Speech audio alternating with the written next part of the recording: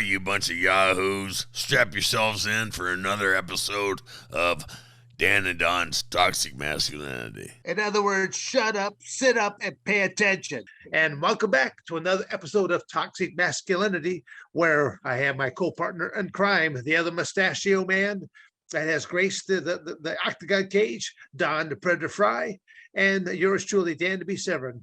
Today's guest there, we have Mr. Gary, am I going to pronounce it correctly? Rabine? Perfect. Yes, you got it perfect, Okay. Don. All right, good. I just but we're going to be talking to Gary about actually a number of different things. First off, would be the fact is that you are a self-made man. I mean, that's what that was one of the first things that caught my attention is that you didn't really jump into a family business. You actually started something on your own, and you made it work. Now that I get a chance to talk to you, I did not know a lot of things about you. Just hearing the things, I was asking just questions. Just as an interested type of an individual, because I'm all about being, self-made type of individuals, and that's kind of like the same thing what Don has been able to do through his athletic career there too. He made himself. I mean, he's got more viewership from some of the crazy matches he's had with Takayama to with a Pride fight to Tank Abbott in the Ultimate Fighting Championships to the David and Goliath tournament where Don was a David versus some of these Goliaths. So it's I'm just smiling. I just wish I had a crystal ball here that could see a little bit more into the future, because I'm sad to see the state of the United States. How, I mean, it's embarrassing.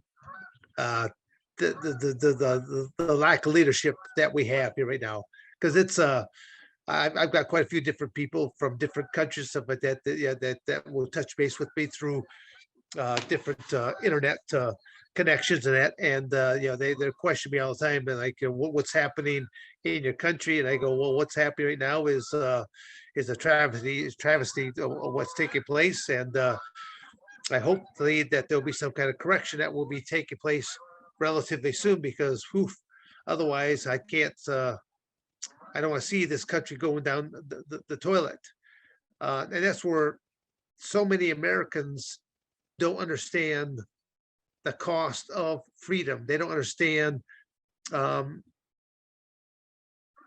where we have all these returning veterans who are living out in the streets, who are not getting the kind of care facilities, and they paid the ultimate price with their bodies, with their minds.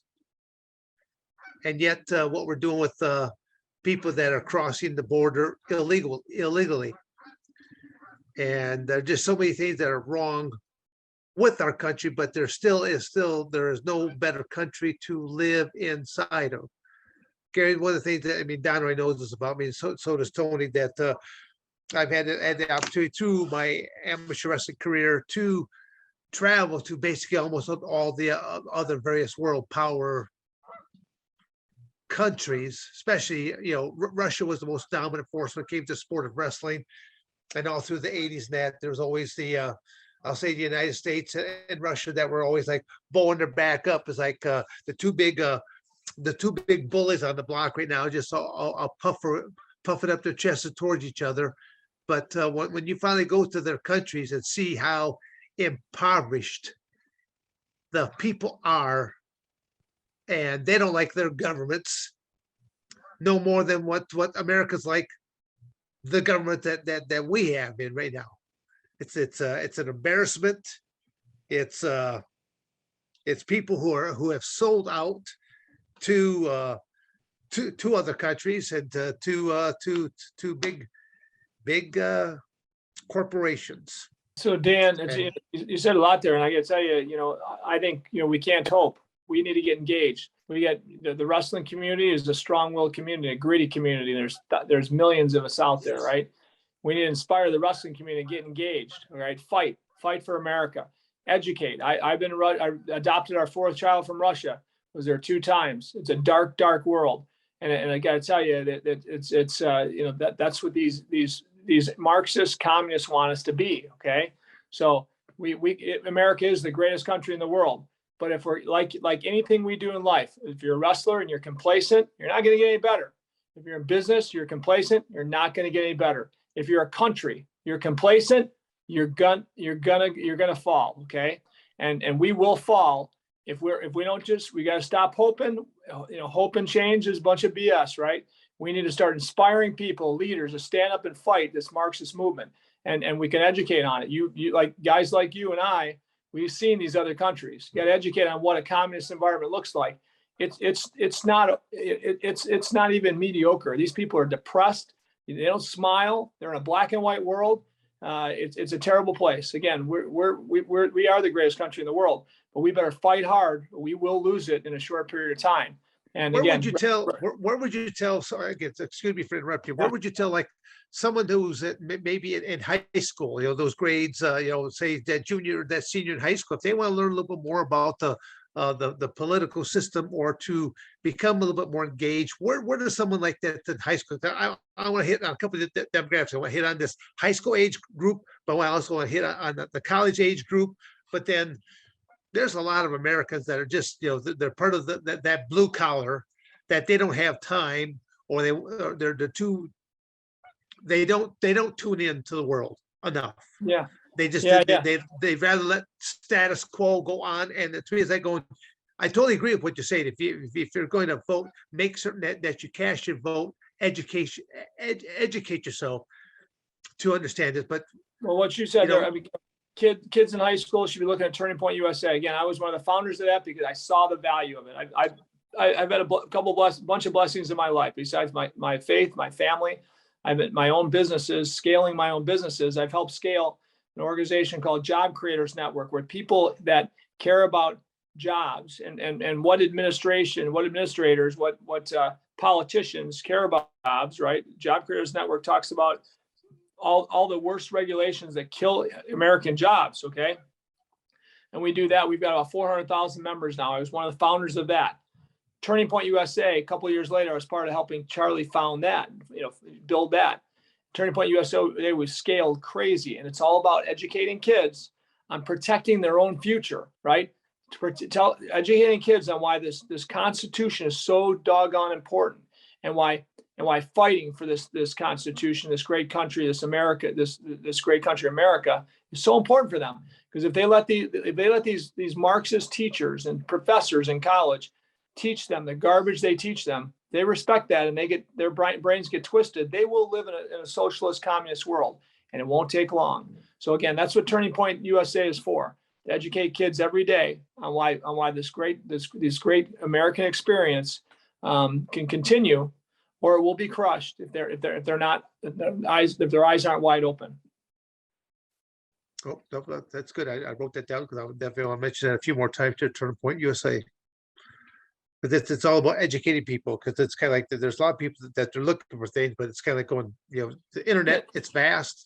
Dan, the other thing, Dan, is this, when you talk about a wrestler in high school and college, we get Turning Point USA chapters in high schools now too, okay? And it takes toughness, because when you stand up as a God-loving, American-loving, Constitution-loving person, Second Amendment-loving person in high school and college, you're going to catch a lot of flack, because you got administrators and teachers that are dominant against these principles, okay? So what do? They turn other kids on you, okay? So what better than a wrestler to stand up for these principles, right? The toughness of a wrestler, the grittiness of a wrestler. When I see wrestlers that fall into this left-wing craziness, right, it bugs the heck out of me, because those are the kids that can be the most successful in this amazing free market, free enterprise country that we have, this great capitalistic country. Because when you're gritty and you're a wrestler like you guys and I am, right, you'll work harder than anybody else to be successful, right? You'll work hard. You got the grit that other people don't have, and it's a layup for wrestlers, wrestling-minded people to be successful in business. And again, we won't have that opportunity for kids in the future. Think about wrestlers in Russia. They got nowhere to go after that. They're in that communist system, working for the man the rest of their lives. No way that they can be entrepreneurial, build their own thing like we can here. And I want to make sure that doesn't stop. No, you're totally right. I mean, I just know that a lot of these teams, when they get the opportunity to travel to the United States, they travel. Some of them don't head back. They stay here because Yeah. they realize the opportunities that they have here that they don't have back at their own homes. Absolutely. That's So- the problem. Is most of the idiots in the United States of America, they don't understand what's going on out there in the rest of the world. Hell, they haven't even left their own block, you know? And, you know, back when I was fighting, you know, I had a group of training partners. I took an idiot to Japan, and I says, you know, you need to go get a passport. You go get this. I says, yeah, it's up there in Phoenix. You know, I mean, you know where it's at, right? He says, no. We know. Well, I've never been out of the county. You've never left the county. You know, he's 30 years old, and it's people. They bitch and complain, but they don't know what they're bitching and complaining about. Yeah. Because they have no experience. Well, and the thing there, Don, is, you know what? We don't teach kids two things in school very well anymore. We don't teach them history because we don't want them to know the truth. These idiots don't want them to know the truth. Okay. We also don't teach math very well either. I'm a math nut. I understand math inside and out, and it's done well for me in business to understand math, right? You understand how to make a profit, and you understand overhead if you understand math. You need that in business, okay? But guess what? When we interview kids that got straight A's through high school and college, they come to us. They don't know any history, and they don't know math, right? Very often they're socialist-minded kids, and they can't add or subtract, okay? So, I mean, that I think it's purposeful that we're dumbifying our schools as we teach them, you know, things that these people want them to know. Oh, absolutely, absolutely. I mean, you have them dumb. Well, it's just like the Chinese used to say, you know, you want to control them, keep them hungry. You know, keep them hungry and stupid, and that's how you control the population. Absolutely. You know, like Mao Zedong back in World War II, he says, you know, I'll line my people up a mile wide and march them towards you. You'll run out of bullets before I run out of people. Right. And that's exactly how they feel about their citizens, and that's how our government feels about our citizens. You know, they leave the border wide open, and they're just replacing them. Yeah, you're right. Crazy. Have you ever had any interaction with Jim Jordan? What's that? Have you ever had any interaction with Jim Jordan? I love Jim Jordan. I've met him a few times, and what an awesome guy he is, right? He's again, that's an example of a greedy guy that's fighting for America. Yeah. No, again, that's what we're gonna just for again. I knew when he was wrestling and stuff like that, you know, from Ohio, but went to Wisconsin, stuff like that. So I knew Jim at a much younger age. I like to see him now just because I think he's doing such a great job, you know, just fighting for America and Americans. So that's what I mean. We need more wrestlers to step up because, you know, again, wrestlers have the grit that a lot of people don't have. yeah, So there's even more of a movement of a lot of military personnel that are starting to move into the world of politics. And I think that's good as well, because they have seen some pretty horrific things to understand that, you know, freedom is not free, and watch some of their fellow military just basically, pay the ultimate price with their life. Clinton was the first president who didn't serve in the military.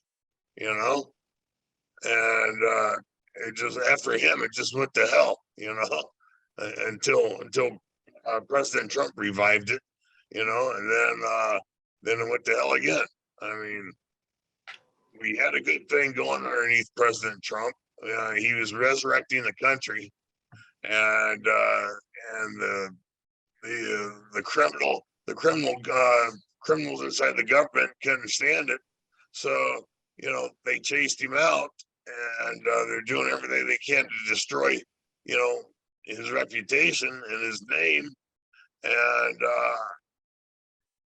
if they succeed in that, well, then they'll go back to controlling the country again.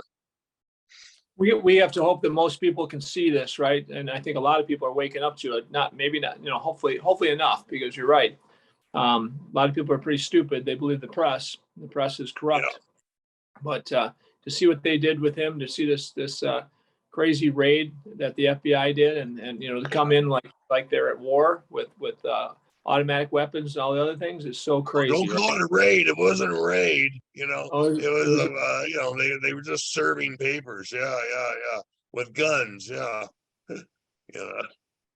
That'll be interesting to see how this all really plays out with that. I mean, because it's there's so much wrong with what they did and how they did it in the first place. It's so dirty. It's so dirty. I mean, you've got to be a complete idiot not to recognize the fact. Well, and this socialist president we have right now has hired, through just got approved 870,000 IRS agents added. 870,000. That's like double that's twice what we already had. Okay. I think we had like 400,000 or something like that, 500,000. Now we're adding, not 100% more. We're adding 200% more IRS agents. Something's wrong with that picture. Okay. If Americans don't see this and wake up, you're going to see they're going to be attacking. They're not going to attack the woke corporations, right? That step in line. They're going to attack good people, good, hardworking people across the country. Nope, I totally agree with what you're saying there, Gary. I mean, it's really kind of sad what's happening to our country, what's happening with everything else.